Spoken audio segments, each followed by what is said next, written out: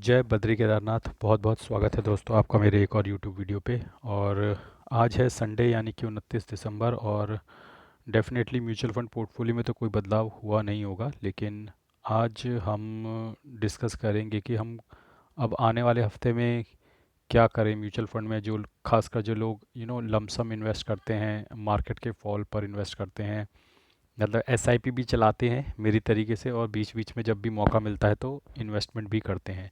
तो क्या इस वक्त इन्वेस्ट करना बेहतर है? देखिए, स्ट्रेटजी बहुत सिंपल है कि आपको अपनी एसआईपीज़ तो नहीं रोकनी है। अगर आपकी चल रही है महीने में एक, या हम महीने में दो एसआईपी कटती हैं, जो भी कटती हैं उन्हें कटने दीजिए।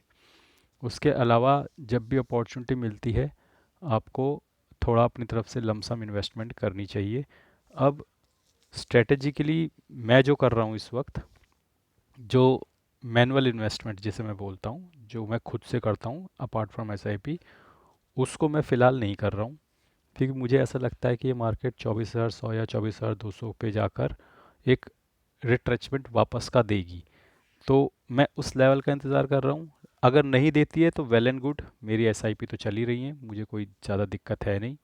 और अगर देती है तो मेरे पास दोबारा से एक अपॉर्चुनिटी आएगी थोड़ा लमसम अमाउंट इन्वेस्ट करने की। तो मेरा ये अंदाज़ा है कि मार्केट अभी थोड़ा ऊपर जाएगी, क्योंकि फ़िलहाल एफआईआई की तरफ से कोई भारी सेलिंग हो नहीं रही है। हल्की फुल्की सेलिंग हो रही है, लेकिन वो डाइजेस्ट कर जा रहे हैं हमारे डीआईआई।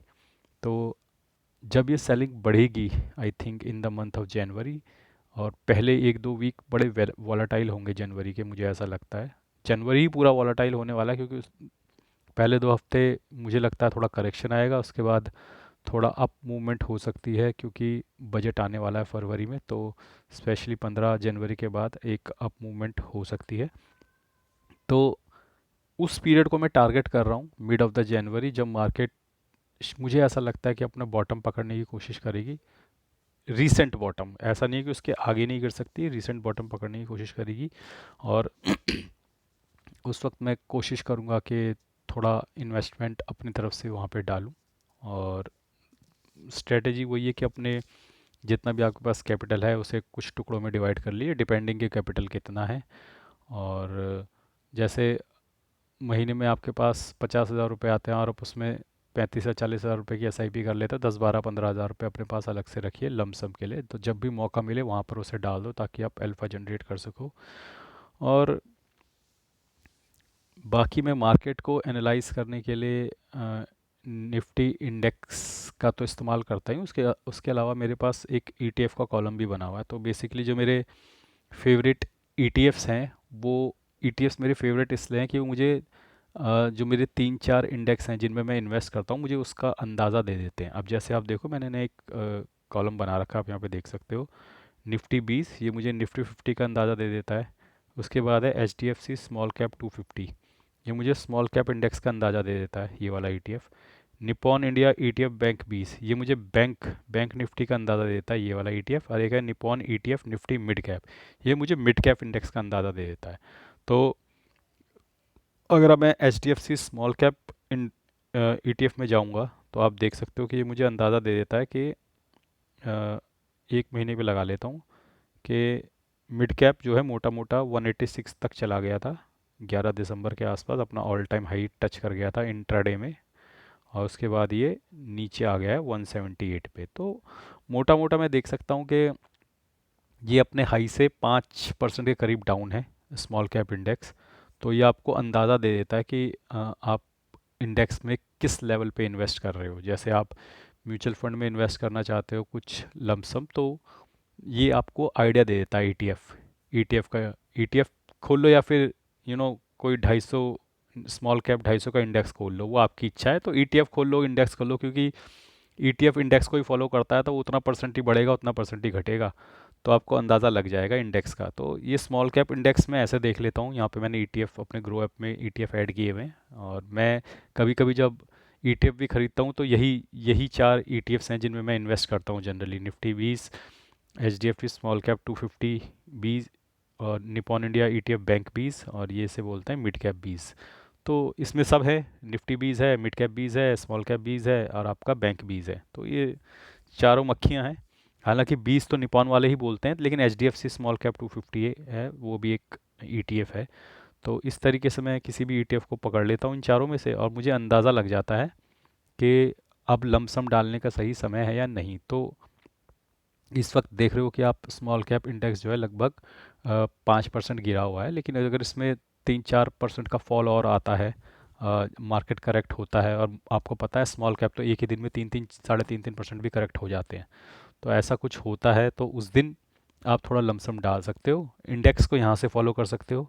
किसी भी ईटीएफ को फॉलो करना इज़ लाइक इंडेक्स को फॉलो करना, क्योंकि ईटीएफ इंडेक्स को ही फॉलो करता है। तो ये बात आई थिंक मैं कई बार समझा चुका हूँ आपको। तो आप किसी ईटीएफ के इंडेक्स को भी देखोगे, चार्ट को भी देखोगे, तो आप समझ लो आप इंडेक्स के चार्ट को ही देख रहे हो।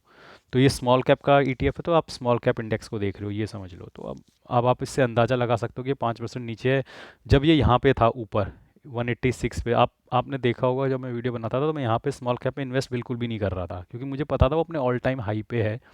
लेकिन जब ये यहाँ नीचे गिरा 177 178, तो यहाँ पे आपने देखा होगा मैंने स्मॉल कैप में इन्वेस्टमेंट करी, क्योंकि लमसम करना ऑल टाइम हाई के आसपास मुझे नहीं लगता सही टेक्निक है, और हमें मार्केट को टाइम करने की कोशिश नहीं करनी चाहिए। उसके लिए एसआईपी चलती रहती है, लेकिन अपनी तरफ से जो कीड़ा होता है उसे शांत करने के लिए हम मैनुअल लमसम इन्वेस्टमेंट करते रहते हैं, और कई बार हमारी टाइमिंग ठीक भी होती है। ऐसी बात नहीं है कि हमेशा गलत होती है, लेकिन मुझे ऐसा लगता है जब आप लमसम इन्वेस्टमेंट कर रहे हो तो ऑल टाइम हाई के नज़दीक करना एक गलत फैसला होता है। तो ये तो बात हो गई स्मॉल कैप इंडेक्स कैसा दिख रहा है, उसी की तरह आप मिड कैप ईटीएफ खोलोगे तो आपको मिड कैप का इंडेक्स दिख जाएगा।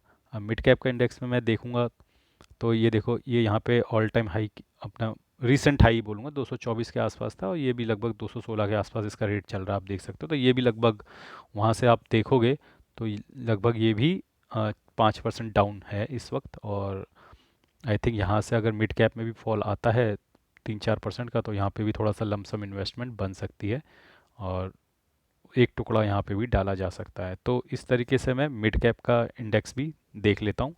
अब ये मिड कैप का ईटीएफ है तो ये मिड कैप का इंडेक्स को फॉलो कर रहा होगा 150 वाले, तो आप इससे अंदाज़ा लगा सकते हो कि लमसम कहाँ पे करना है। क्योंकि कई लोग कंफ्यूज रहते हैं कि भैया हमको पता कैसे चलेगा, पता कैसे चलेगा। तो ये भी एक तरीका है, यहाँ से भी आप देख सकते हो कि कितना नीचे है आपका इंडेक्स, और उसके अकॉर्डिंगली आप इन्वेस्ट कर सकते हो। हमेशा ध्यान रखना है ईटीएफ इंडेक्स को ही फॉलो करता है। तो अगर ईटीएफ का चार्ट देख रहे हो आप, तो ये मान के चलो, सुनिश्चित करो कि आप इंडेक्स ही देख रहे हो। और मैं अपनी बात साबित करने के लिए आपको निफ्टी 20 दिखा देता हूँ। निफ्टी 20 तो आप लोगों को पता ही है, ये निफ्टी 50 के इंडेक्स को फॉलो करता है। तो अब आप ये देखो, तो आप देखोगे कि पिछले एक साल में लगभग 7.7% भागा है निफ्टी 20। और ये अब आप इसको देखोगे तो इसने अपना हाई पकड़ा था यहाँ पे, ये करीबन यहाँ पे 290 पे, 91 पे, ठीक है। इस वक्त चल रहा है 266। तो आप देखोगे कि निफ्टी जो है वो लगभग 10% के आसपास, या 9-10% के आसपास नीचे है, 8-9%। तो इससे आपको पता चलेगा कि निफ्टी 50 जो मेजर महंगे वाले स्टॉक्स हैं, महंगे इन द सेंस बड़ी कंपनियों के जो स्टॉक्स हैं जो निफ्टी 50 बनाते हैं, उसमें ज़्यादा फॉल हो रखा है कंपैरेटिवली मिड कैप और स्मॉल कैप के मुकाबले। क्योंकि मिड कैप और स्मॉल कैप लगभग 5% on an average approx down है, और आप देखोगे यहाँ 9-8-9% के आसपास आपको निफ्टी डाउन दिख रहा है। तो यहाँ से भी आप अंदाज़ा लगा सकते हो, और इसको देखना, इन ईटीएफ को देखना प्लस, या फिर आप इसको देख रहे हो, एक ही बात है, लगभग कोई अंतर नहीं है, एक जैसा चार्ट बनेगा दोनों का लगभग। तो ये थोड़ा जानकारी के लिए मैंने आपको बताया कि इस तरीके से आप ईटीएफ का चार्ट देख के भी इंडेक्स के चार्ट को फॉलो कर सकते हो। और जैसे मैंने आपको national stock exchange of India की वेबसाइट से बता रखा है, निफ्टी मिड कैप और स्मॉल कैप वहाँ से दिखते हैं, वहाँ से आपको डेली का पता चल जाएगा। चार्ट देखना हो तो आप ऐसे करके ईटीएफ ऐड कर सकते हो, निफ्टी 20, बैंक 20, स्मॉल कैप 20 और मिड कैप 20। इससे आप अपना ईटीएफ का चार्ट देख लो, और ईटीएफ का चार्ट देखोगे तो मतलब मोटा मोटा वो आपके इंडेक्स का चार्ट ही होगा। तो इस तरीके से मैं अंदाज़ा लगाता हूँ कि कहाँ पे मुझे लमसम करना है, कहाँ पे नहीं करना है। और आई थिंक अपनी एस आई पीज़ वगैरह जो आपने चला रखी है मंथली वीकली, उन्हें चलने दो, और थोड़ा एक्शन का इंतज़ार करो। जनवरी बहुत ही एक्शन वाला महीना होने वाला है, और मुझे ऐसा लगता है कि मार्केट स्विंग करेगा जनवरी में ऊपर नीचे। तो वो जब स्विंग करेगा तो उसमें लोज़ में बाय करना और हाइज़ में चुपचाप बैठे रहना। और पूरा पैसा टाइम मत करने की कोशिश करना, कुछ एसआईपी भी लगा के रखो, ठीक है। मेरे हिसाब से अधिकतर पैसा एसआईपी ही लगा के रखना चाहिए। बाकी अगर आपको तजुर्बा नहीं है तो आई वुड सजेस्ट कि आप 90 पैसा अपना एसआईपी लगा के रखो। जो 10-20% है उसमें आप थोड़ा बहुत जुआ खेल लिया करो। म्यूचुअल फंड में डिप में खरीद लिया, लो में खरीद लिया और हाई में चुपचाप बैठ गए। क्योंकि म्यूचुअल फंड में ऐसा है कि आज के लेवल पे आप थोड़ा बहुत ऊपर नीचे खरीद भी लोगे तो ऐसा कोई नुकसान नहीं होने वाला है। म्यूचुअल फंड के बॉटम और हाई में बाय करना ऐसा बिल्कुल भी नहीं होगा कि आपका नुकसान हो जाएगा। ये शेयर नहीं है, ये एफ एंड ओ नहीं है कि आपने थोड़ा सा महंगा खरीद लिया तो हाई रे आपको बहुत नुकसान हो जाएगा, क्योंकि आपकी जर्नी लंबी है। तो थोड़ा हाई पे भी आपने खरीद लिया तो वो आगे आने वाले समय में वो सस्ता ही कहलाएगा, तो उसकी टेंशन मत लिया करो कि हाई मेरा डिसीजन गलत हो गया, मैं थोड़ा सा हाई पे घुस गया। कोई फ़र्क नहीं पड़ने वाला, बहुत ज़्यादा फ़र्क नहीं पड़ने वाला। एक थोड़ा सा अल्फ़ा जनरेट होता है, वो नहीं जनरेट होगा, लेकिन मेरे हिसाब से ऐसा कोई घबराने वाली बात नहीं है, आप कर सकते हो।